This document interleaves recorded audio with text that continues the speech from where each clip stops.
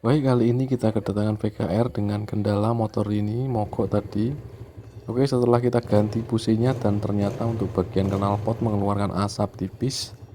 Dan itu salah satu penyebab mengapa motor ini bisa mati, karena motor ini sudah berasap. Maka menyebabkan businya cepat kotor dan untuk oli mesinnya juga cepat habis.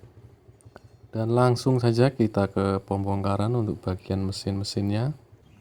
Setelah kita bongkar, kita cek satu persatu untuk bagian part-partnya. Kita cek dulu bagian piston. Untuk diameternya dia masih standar, masih di 51 dia. Baik yang di depan ataupun yang di belakang dia masih standar. Dan untuk piston sendiri belum baret, dia masih aman-aman saja. Dan untuk bagian buring atau liner dia pun masih aman, tidak ada baretan yang berarti. Dan untuk lahar bagian noken as masih aman, tidak ada goyang-goyangan. Dan untuk bagian klep dia ini bermasalah. Untuk bagian bos klepnya dia oblak. Ini seperti ini. Ini untuk bagian klep in dia yang oblak. Ini yang oblak adalah bagian bosnya. Oke, nanti kita lakukan perbaikan. Kita ganti untuk bagian bosnya dan klepnya sekalian. Dan untuk yang X aman dia untuk bosnya.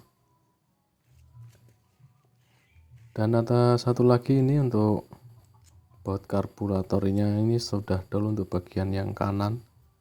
Nanti ini kita senai untuk bagian baut yang kanan, dan untuk yang kiri masih bisa.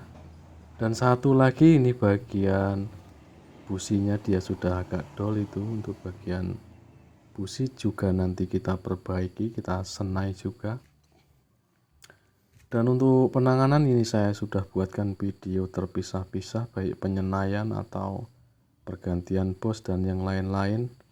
Dan ini kita lanjut ke malam hari ini. Sudah saya naikkan untuk motornya, ini sudah hidup dan olinya pun sudah naik ini. Dan untuk part-part yang kita ganti sudah saya buatkan videonya satu persatu saja biar nggak lama durasinya.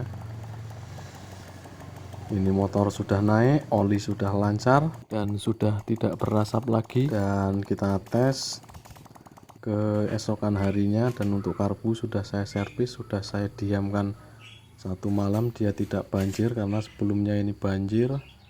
Saya tidak menggunakan ini dari tangkinya. Ini untuk filter olinya, filter bensinnya dia kotor, banyak lumpur-lumpur, mungkin dari tangkinya ini yang sudah karatan. Oke, lalu kita kuras, kita bersihkan untuk bagian tangki.